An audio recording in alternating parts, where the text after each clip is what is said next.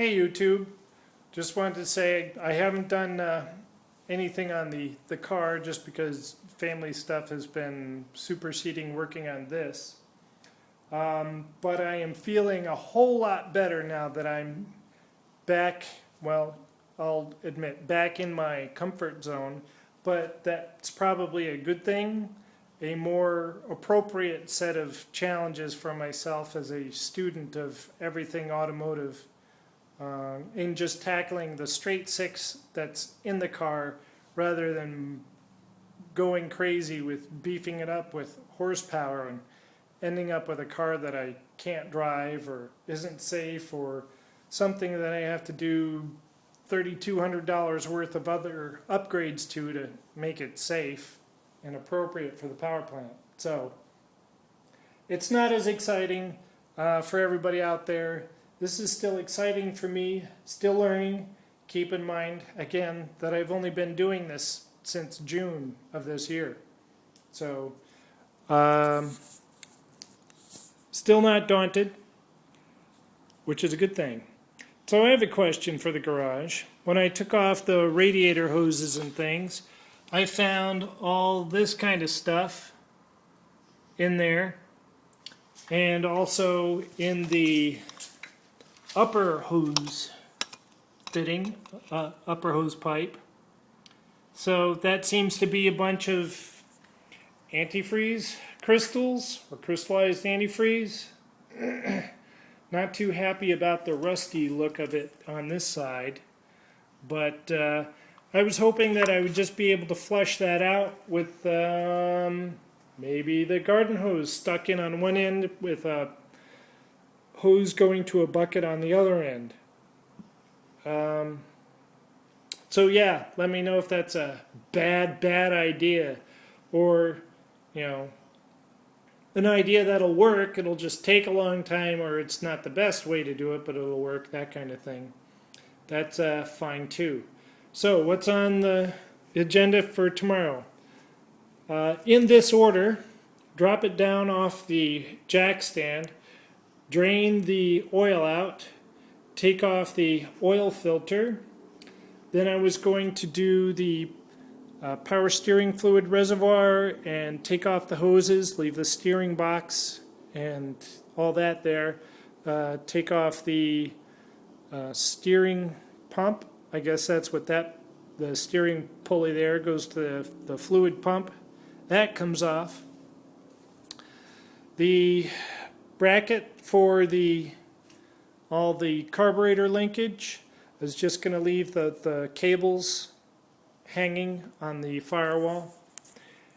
And then if I have time, then I'll take off the master cylinder and the proportioning valves and the brake lines on this end of the firewall and drain the fluid out. Whatever fluid comes out, comes out. I'm worried about replacing the fluid that's in the lines later. I may end up just replacing all the brake lines. Not that they need it, but it couldn't hurt, and it would be another thing for me to learn to do. I did replace the brake lines at the rear after the T that's on the rear axle. I did replace those lines.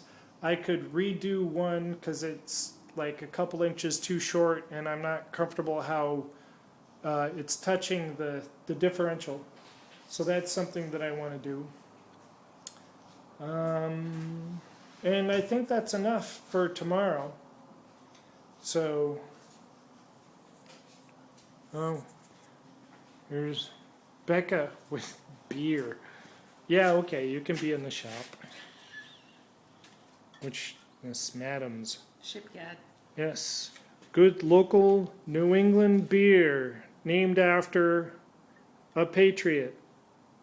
This is local, Maine. Yes. England. Yes, that is good local beer. Very good. But I've had too much of that, so I'm going to switch to something else. So it's like starting over. It's like I haven't had any beer if you switch brands, right? That's how it goes.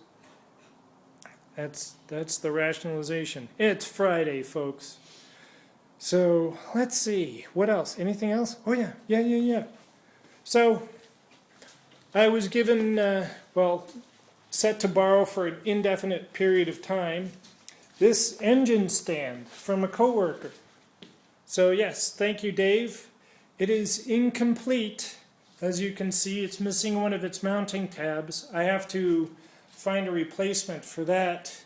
That's really good thick steel, so I don't think I'll be able to flatten a beer can and punch some holes in it. So I'm gonna have to figure that one out. But excuse me, this is really heavy duty, not like a Harbor Freight thing at all. So this should be able to support the weight of the 6 just fine.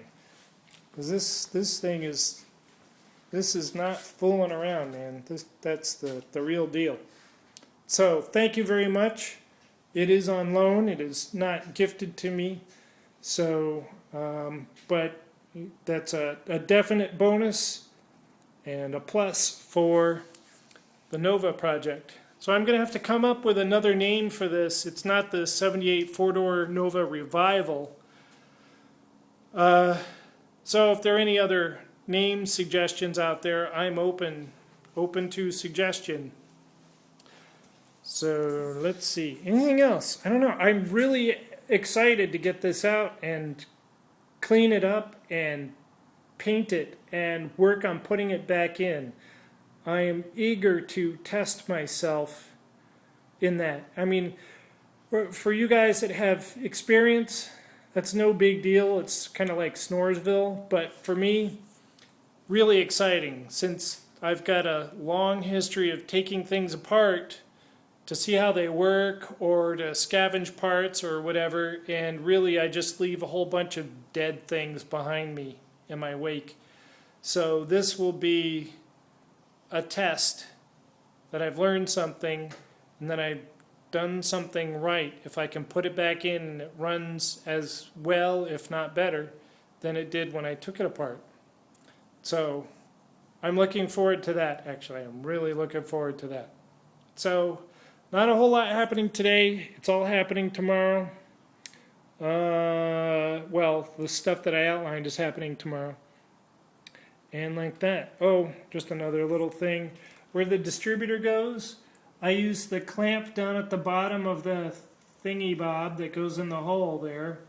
I clamped a milk jug cap with the distributor clamp so that nothing gets down in the hole and messes me up that way. So any holes that I find that I open up in the engine, I'm trying to seal off, with the exception of the radiator hoses because of my flushing project. So anyway, I'm babbling. Anything you want to say? No? Okay. Yeah, it's all pretty much been said. So, all right, I will talk to you guys. I'll show you what I do tomorrow. Oh, and let me know if I'm handling these coolant crystals the wrong way. Thanks.